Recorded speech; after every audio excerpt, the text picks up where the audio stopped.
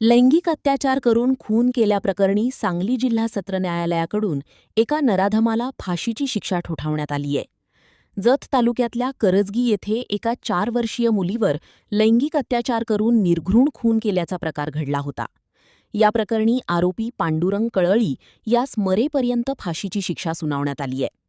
6 February 2025 मध्ये जत तालुक्यातल्या करजगी येथे अवघ्या 4 वर्षीय मुलीवर लैंगिक अत्याचार करण्यात आला. त्यानंतर त्या मुलीचा खून करण्यात आल्याचा प्रकार समोर आला होता. घटनेच्या दिवशी 4 वर्षीय पीडित बालिका ही आपल्या एका मैत्रिणीसोबत आपल्या घराच्या समोर असणाऱ्या अंगणामध्ये खेळत होती. खेळत असताना दोघीही मैत्रीण त्यांच्या घरासमोरच राहणाऱ्या पांडुरंग कळळी यांच्या घरासमोरील बदाम खाण्यासाठी झाडाखाली गेल्या. काही वेळात तिच्यासोबत असणाऱ्या मैत्रिणीला तिच्या आईने हाक मारल्यानंतर ती निघून गेली. यानंतर आरोपी पांडुरंग कळळी याने पीडित बालिकेला घरात नेऊन तिच्यावर जबरदस्तीने अत्याचार करून निर्दयीपणे तिचा खून केला.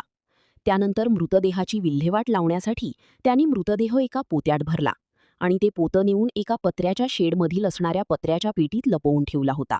4 वर्षाच्या एक बालिकावर 45 वर्षाच्या धडधाकट पुरुषाने अत्याचार करून तिच्यावर बलात्कार करून खून केला होता. त्याचं नाव म्हणजे पांडुरंग सोमण्णा कळळी.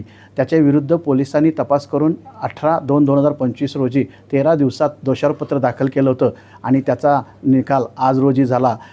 सरकार पक्षासमोर निश्चितच त्या दोषारोपपत्रातील पुरावा पाहता परिस्थितीजन्य असा पुरावा होता आणि सरकारी पक्षासमोर एक आव्हान होतं की यामध्ये आरोपीविरुद्ध गुन्हा सिद्ध करण्याच्या दृष्टीनं.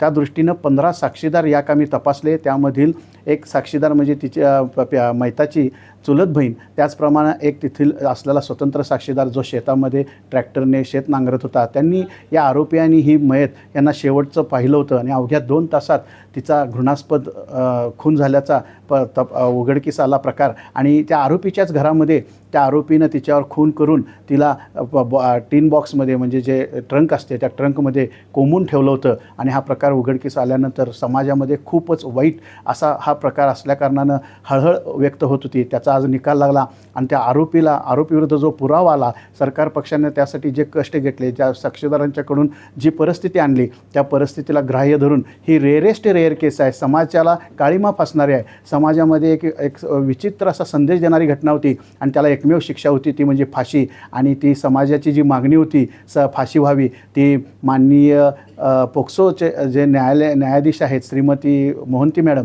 यांनी या सर्व पुराव्याचा अवलोकन करून सरकार पक्षाचा युक्तिवाद ग्राह्य धरून आरोपीस आज रोजी फाशीची शिक्षा सुनावली आहे आणि समाजामध्ये एक चांगला संदेश या निकालामार्फत गेलेला आहे.